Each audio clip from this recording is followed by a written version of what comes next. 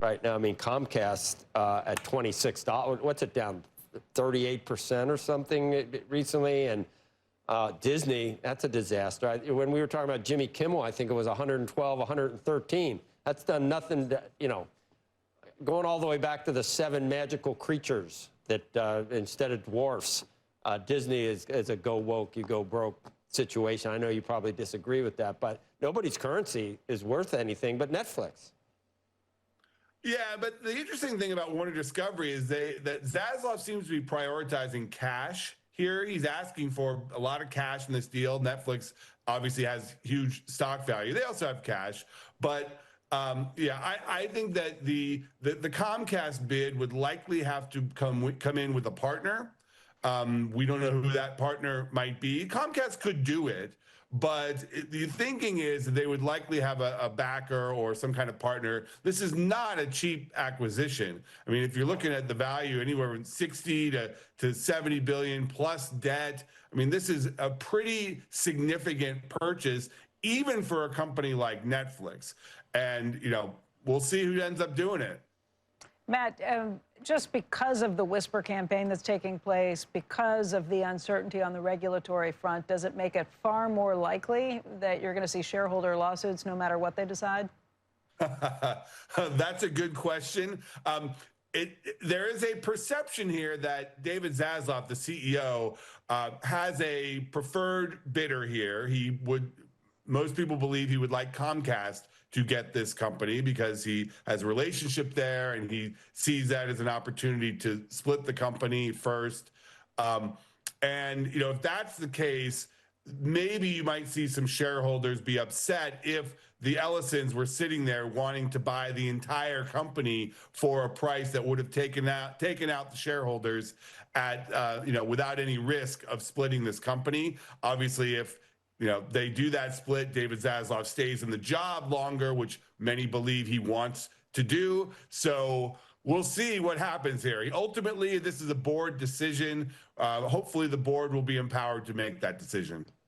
So, yeah, I wasn't saying it would be a stock deal, but the way that the fortunes of both Disney and Comcast, whether Comcast is because of broadband, I don't know what Disney's problem is unnecessary, but when the stock is acting like that, it makes it harder, you would think, to take on a big acquisition, even if it was going to be for cash. Comcast has a pretty clean balance sheet, though, still.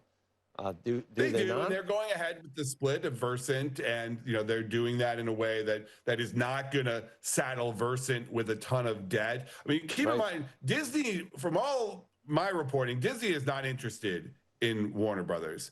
And yes, they've had their stock issues, but we're not talking about Disney as a potential suitor.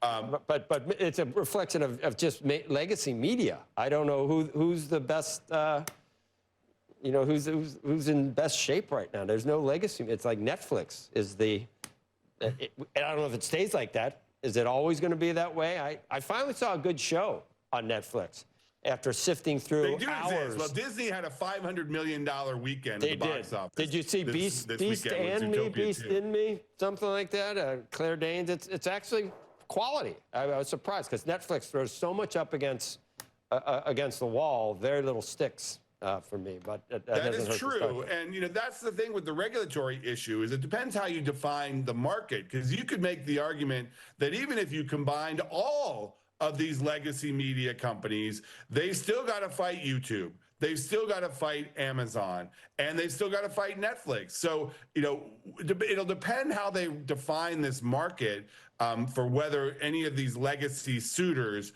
are able to combine with Warner Brothers, because, it would take the legacy studio business down from 5 to 4 potentially, and that could cause regulatory problems. But if you look at the big picture, the big scheme of things, legacy media is getting its lunch eaten by the digital players, and perhaps they do need to combine to ultimately compete there. Okay.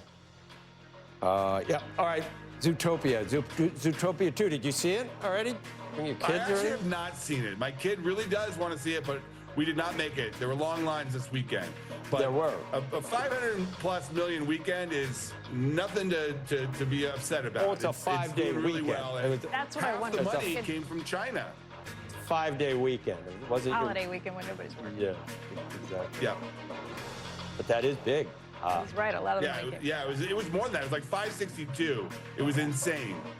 And it's good for AMC and others, obviously, because sometimes it's lean pickings on any given weekend. They have the 4D ones too. Wicked for Good was helping too. All right, thanks, Matt Tony. Thank you. Up next, we're going to hear about the importance of small businesses during the holiday season and the impact of tariffs that they might be facing.